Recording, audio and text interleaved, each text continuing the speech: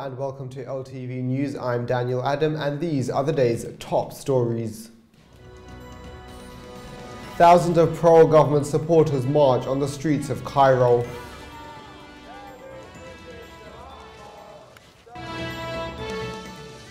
Kuwaitis take to the polls despite protests and boycotts.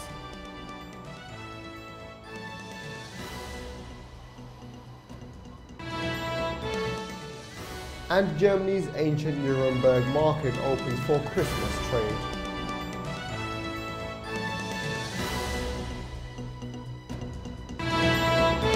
Here are the top stories from the Middle East.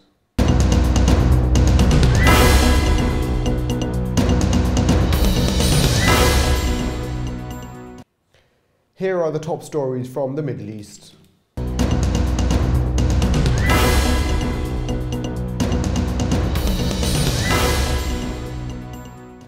Egypt's capital Cairo is on high alert today as thousands of pro-government supporters march through the city. The show of support has come as the country's President Mohamed Morsi faces increasing criticism for adopting new sweeping powers. The following report has more of the details. Egyptian protesters camped out overnight in Cairo's Tahrir Square ahead of rallies by supporters of President Mohamed Morsi today.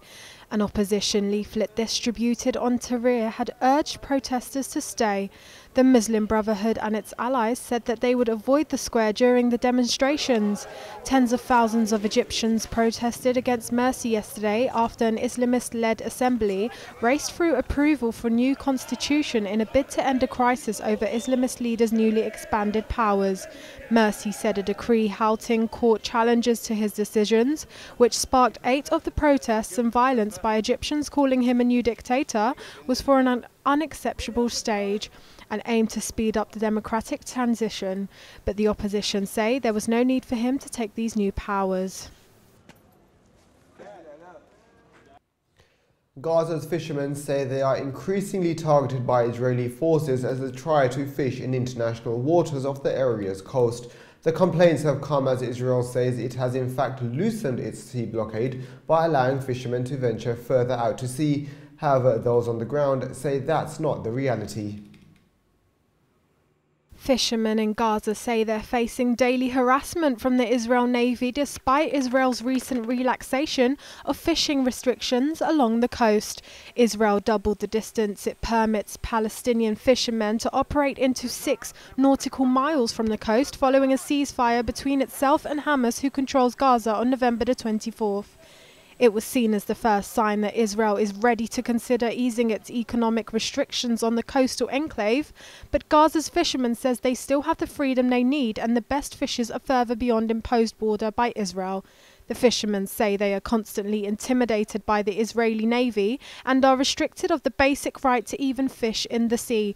But they admit it was a battle they cannot win. Many of the fishermen here are often arrested for allegedly going beyond the Israeli imposed perimeter within the waters. Some say their boats are often confiscated and never returned. Kuwaitis are casting their vote for the second time this year as they head to the polls to choose a new parliament amid growing unrest. On the eve of the election, tens of thousands of protesters in Kuwait City called for a boycott over changes made to their voting rules last month. Opposition MPs say the amendment manipulates the ballot in favour of pro-government candidates. The Emir's decree last month cut the number of candidates as a voter can elect from 4 to 1, saying it would ensure a fairer representation of people in parliament, but critics say it gives the government greater influence over the outcome.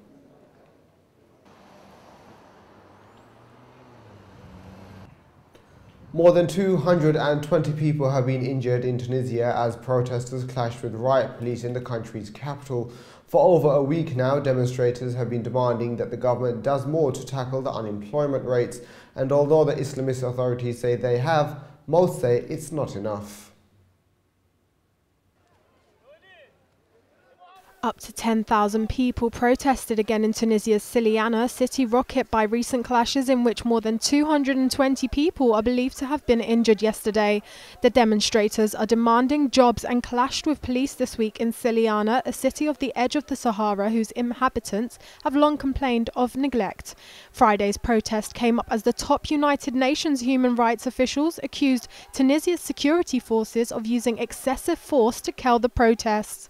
Navy Pillay, High Commissioner of Human Rights, said the authorities must stop using firearms against demonstrators in some of her harshest criticism on the Islamist-led government brought to power by an Arab Spring uprising last year.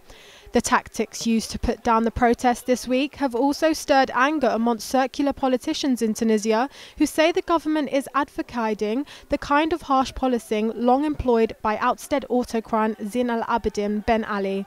Prime Minister Hamadi Jabali from the Islamist Ennahda party that rules with two junior leftist partners rejected calls for his resignation on Thursday and accused opposition parties of sowing disorder. Moving on to world news now.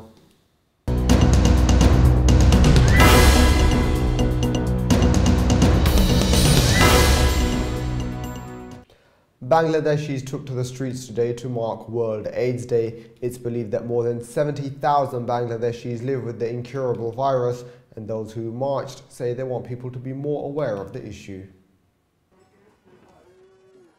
Residents marched along a darker street carrying signs and placards to raise awareness of the condition in a rally organised by Bangladesh government on behalf of the Health Ministry. UNAIDS says more than 7,000 people are living with human virus HIV in Bangladesh, which saw its first case in 1989. There has been a rise of 25% in new HIV infections between 2001 and 2011 in Bangladesh, Sri Lanka, Indonesia and the Philippines. The United Nations said that to end the worldwide AIDS epidemic is in sight, mainly due to better access to drugs that can both treat and prevent the incurable HIV that causes it. Worldwide, some 34 million people were living with HIV at the end of 2011, a UN report said. Deaths from AIDS fell into 1.7 million in 2011, down from peak of 2.3 million in 2005 from 1.8 million in 2010.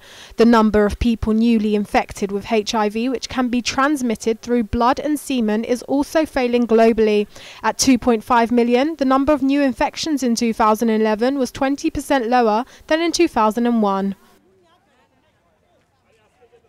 Close to 1,000 New Yorkers also came out to a party in support of World AIDS Day in the glitzy Meatpacking District neighborhood of Manhattan. Revelers danced to music in the neighborhood, which is popular for its nightclubs and bars. And I've got to say, I live in this neighborhood and I've never seen it so full of life. It's really full of life and so much fun.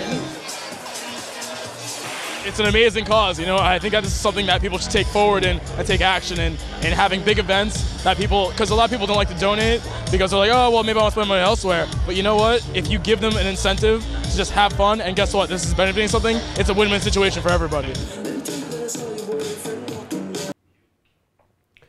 There was more anti-austerity protests in Slovenia as demonstrators gathered in the country's capital. What was supposed to be a peaceful march against government cuts quickly became a full-out street battle, leading to 50 arrests and 30 injuries.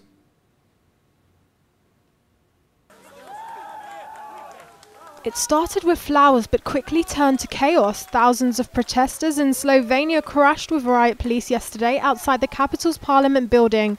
Some 7,000 people joined in the protest, angry over budget cuts and alleged government corruption as the country prepares to elect a new president tomorrow. One group of police were caught surrounded by protesters throwing flares and granite blocks and were forced to huddle into a defensive circle. At least 15 people, mostly policemen, were injured and about 30 people were arrested, police said. It is the latest in a series of protests in a financially troubled Eurozone country, and protests were also held in 6 other cities. cities. Slovenia joined the Eurozone in 2007 when it was the fastest growing economy in the bloc, but had badly been hit by global crisis due to its dependency on exports. It is now in recession and struggling with weak exports, a fall in domestic spending due to budget cuts and increasing unemployment, while local banks are hit by rising bad loans. Water cannons later moved in to disperse the crowd, and officers said it was the first time they had used that level of crowd control since the country's independence from Yugoslavia in 1991. Now let's take a look at the world of arts and culture.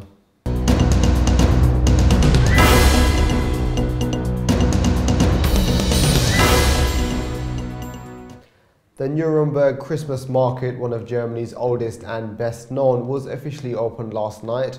On the eve of the first weekend of Advent, the traditional Nuremberg Christkind appeared on the balcony of the Church of Our Lady on the city's main square to recite a poem, thus declaring the market open. Until Christmas Eve, more than 180 wooden stalls will allow thousands of visitors from all over the world to enjoy the festive spirit, and as vendors sell traditional gifts such as wooden toys, sweets and cakes. The first historical mention of the market was in 1628, and by 1737 all of the trades practiced in the Bavarian city were represented at the annual market.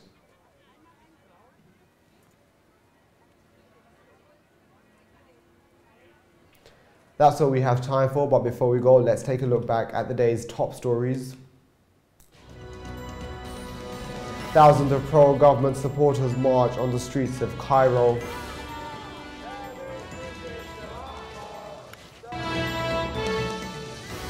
Kuwaitis take to the polls despite protests and boycotts.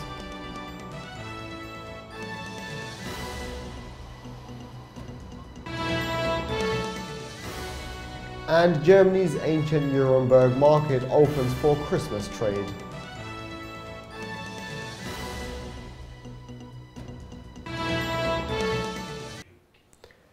Thank you for watching. For more information, do visit our webpage, levant.tv. Join us tomorrow at the same time. Until then, from all of us here, goodbye.